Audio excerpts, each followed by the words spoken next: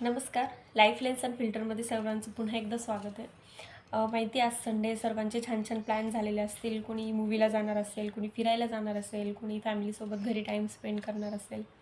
म्हणून म्हटलं आज कुठलाही सिरियस टॉपिक घेण्यापेक्षा एक छान गेम घेऊन आलेली आहे. तर या गेमचं नाव आहे द कलर टेस्ट.